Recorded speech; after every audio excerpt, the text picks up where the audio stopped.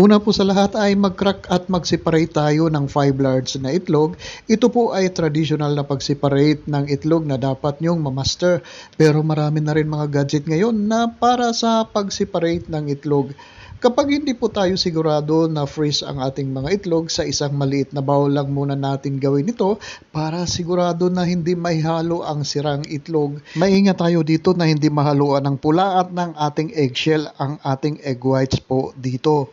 Itatabi muna natin ang ating mga egg yolks po dito at gagawin naman natin ang ating merang. Kailangan malinis at walang bahid na oil ang ating whisk ng mixer at ang ating bowl dito.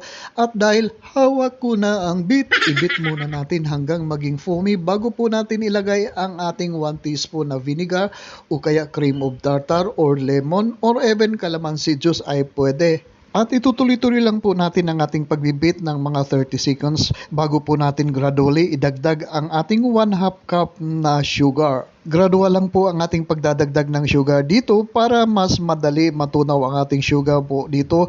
Ginawa ko pong 4 batches ang pagdagdag po natin ng sugar.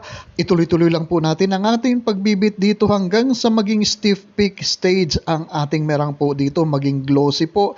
At huwag po natin i-overbeat din ito at ganito na po ang hitsura nito.